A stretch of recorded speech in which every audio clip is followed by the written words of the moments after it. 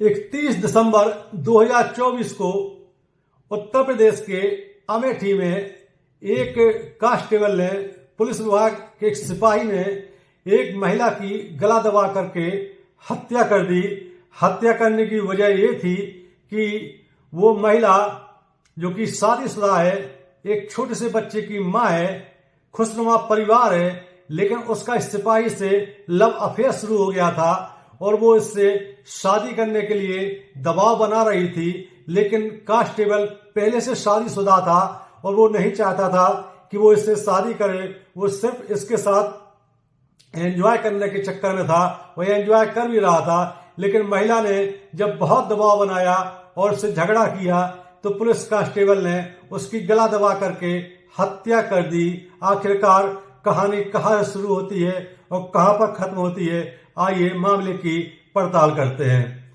दरअसल उत्तर प्रदेश के अमेठी में एक परिवार रहता है। परिवार का मुखिया है जिसका नाम है आलोक कुमार और उसकी पत्नी का नाम है दिव्या। दिव्या की उम्र लगभग 30 साल है और आलोक की उम्र लगभग 35 साल है। दोनों की उम्र में 5 साल का अंतर है। इन दोनों की शादी आज से 7 साल पहले हुई थी। इस दौरान इनके बीच प्रेम मोहब्बत बढ़िया रही, घर में राजी खुशी का माहौल रहा। इस दौरान इनको एक बच्ची भी हो जाती है। बच्ची की उम्र अभी 5 साल है। इसके बाद इनके बीच कुछ खटपट शुरू हो जाती है। घरेलू विवाद शुरू हो जाता है। आखिरकार एक दिन आलोक ने अपनी पत्नी दिव्या के साथ मारपीट कर दी।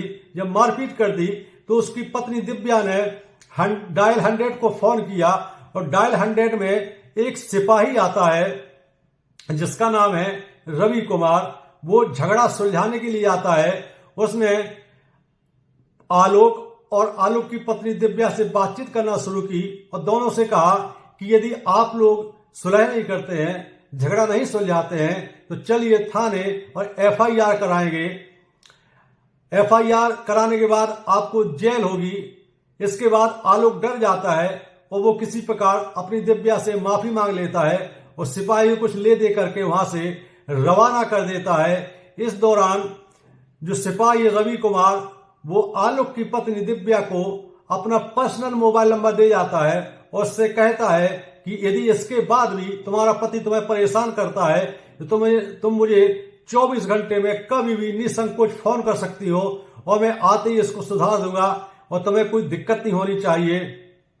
दिव्या भी उसका नंबर ले लेती है, वो अपना नंबर उसको दे देती है। इसके बाद आलोक भी अपनी ड्यूटी पर चला जाता है। इधर दिव्या के मन में ऐसी कोई बात नहीं है कि जो सिपाही झगड़ा सुलझाने हुए आया था उससे उसका लव अफेयर या कोई ऐसा शुरू हो जाएगा। लेकिन रवि कुमार जो कि सिपाही है, झगड़ा सुलझाने के लिए गया था, वो पहली नजर में ही दिव्या को दिल दे बैठता है। दिव्या है ही इतनी खूबसूरत, गठीले बदन की है और रवि कुमार के मन में भांति भांति की बातें चलने लगती हैं। किसी प्रकार 2 दिन बीत जाते हैं। इसके बाद सिपाही रवि कुमार फोन करता दिव्या को, उससे हाल चाल लेता है और पूछता है तुम्हारा पति ने फिर से झगड़ा तो नहीं किया, तुम्हारे साथ मारपीट तो नहीं की। दिव्या ने भी कह दिया कि नहीं, ऐसी कोई बात नहीं है, मामला फिलहाल ठीक चल रहा है। इसके बाद रवि कुमार ने दिव्या को, जो कि विवाहिता महिला है, उसको अपनी बात में फंसाना शुरू किया। धीरे धीरे दिव्या भी उससे बातचीत करने लगी। 1 हफ्ते के अंदर रवि कुमार ने दिव्या को अपने जाल में फंसा लिया। मीठी मीठी बातें करके रवि कुमार अक्सर कहता कि तुम कितनी खूबसूरत हो, कितना अच्छा स्वभाव तुम्हारा स्वभाव है, तो तुम कहाँ फंस गई हो। दिव्या उससे कहती कि ठीक है, ये तो अपनी अपनी किस्मत है। रवि कुमार ने अपने को अनमेरिड बताया दिव्या को। अब दिव्या के मन में भी भांति भांति की बातें आने लगी। इसके बावजूद कि उसकी एक 5 साल की बच्ची है, खुशनुमा परिवार है, पति से जरूर घरेलू विवाद हो रहे हैं। इसके बाद रवि कुमार धीरे धीरे उससे वीडियो कॉलिंग भी शुरू कर देता है। दिव्या भी वीडियो कॉलिंग में बराबर साथ देती है और अब प्यार मोहब्बत की बातें शुरू हो जाती है। 15-20 दिन बाद ही इनके बीच इतना इंटीमेशन रिलेशन बन जाता है। वीडियो कॉलिंग के दौरान ये आपस में एक दूसरे की प्राइवेट बातें भी शेयर करने लगते हैं। रवि कुमार अक्सर उसकी खूबसूरती की तारीफ करता और कोई भी महिला यही चाहती है कि सामने वाला उसकी खूबसूरती की तारीफ करे, वो कितनी खूबसूरत है। वो हमेशा कहता कि तुम कब मिलने वाली हो। आखिरकार दिव्या ने एक दिन जब उसका पति ड्यूटी पर चला जाता है तो रवि कुमार को चाय पीने के लिए बुलाया और उसकी बच्ची उस समय स्कूल गई हुई थी। रवि कुमार भी उसके घर पहुंच जाता है। दिव्या उसका बड़ा आवभगत करती है, चाय पिलाती है, नाश्ता कराती है। इसी दौरान रवि कुमार अपने आप को बेकाबू हो जाता है उसको देख करके अकेले में, और वो दिव्या को चूम लेता है। दिव्या भी ज्यादा विरोध नहीं करती है। जब रवि कुमार को लगा कि इसने तो विरोध भी नहीं किया, लगता है मामला पूरी तरह से ग्रीन सिग्नल मिल चुका है, इसके बाद वो दिव्या को एक रेस्टोरेंट में बुलाता है एक दिन, और वहां पे खाना खाते हैं दोनों लोग। वहां भी प्यार मोहब्बत की बातें होती है।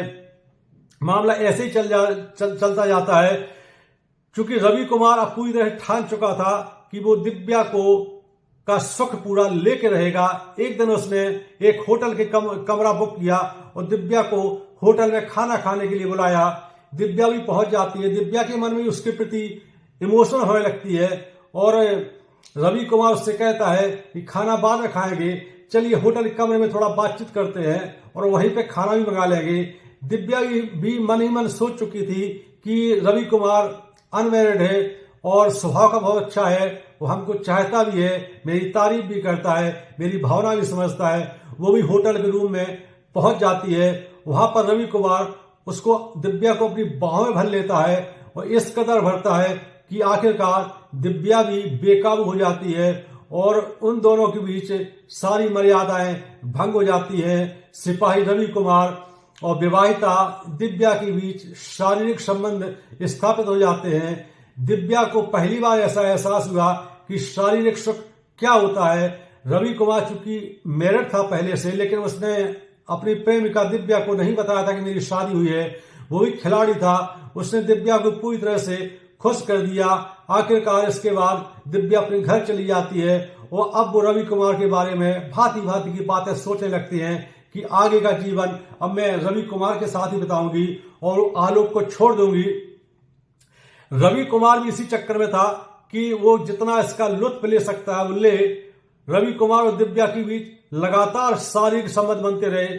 4 महीने से इनके बीच हफ्ते में कम से कम 2 से 3 दिन ये आपस में मिलते थे, इनके बीच रिलेशन बनते थे।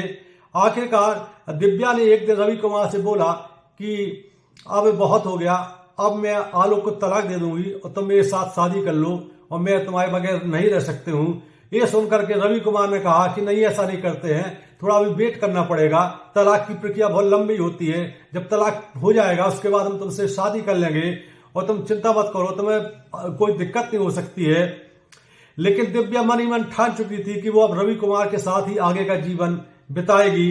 इधर रवि कुमार उसका शारीरिक सुख तो लेना चाहता था लेकिन शादी नहीं करना चाहता था, क्योंकि वो ऑलरेडी पहले से शादीशुदा था।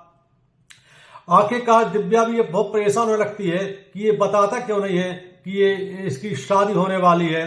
आखिरकार दिव्या को किसी प्रकार पता चल ही जाता है कि उसका जो प्रेमी है रवि कुमार वो पहले से शादीशुदा है। अब दिव्या ने रवि कुमार को बहुत समझाया और कहा तुम अपनी पत्नी को तलाक दे दो, मैं अपने पति को तलाक दे दूंगी और अपन दोनों लोग आगे का जीवन आगे व्यतीत करेंगे।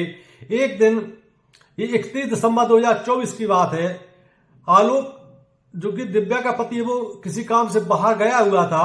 रात में इसने रवि कुमार को बुलाया और इसके बीच दोनों के बीच रिलेशन बने। शारीरिक संबंध बनने के दौरान दिव्या ने रवि कुमार को फोर्सली कहा कि अब तुम क्लियर बता दो कि शादी करोगे या नहीं करोगे। जब रवि कुमार को ये लगा कि ये तो यार पीछे ही पड़ गई है तो दोनों के बीच कहासुनी हो जाती है।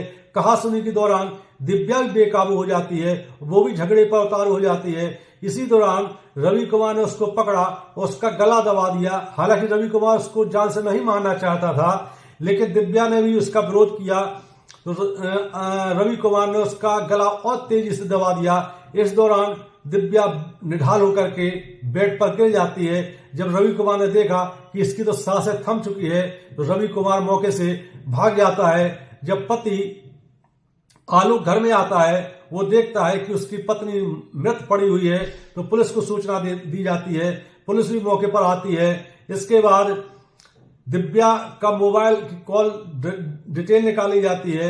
आखिरकार पता चल जाता है कि इसके संपर्क रवि कुमार से थे और रवि कुमार यहाँ आया हुआ था। मोहल्ले के सीसीटीवी भी निकाले जाते हैं, उसमें भी देखा जाता है कि सिपाही रवि कुमार भागता हुआ दिखाई दे रहा है। आखिरकार पुलिस ने रवि कुमार को हिरासत में लेकर के पूछताछ की। रवि कुमार सिपाही ने पूरी बात स्वीकार कर ली। रवि कुमार को गिरफ्तार कर लिया गया है और जेल भेज दिया गया है। ये कहानी सुनाने का मकसद यही है कि किसी भी हालत में मर्यादा न तोड़ें, नैतिक जीवन जिए, मर्यादा से रहें। ये कहानी आपको कैसी लगी? यदि वीडियो पसंद आता है तो हमारा चैनल सब्सक्राइब करें। जय हिंद, जय भारत।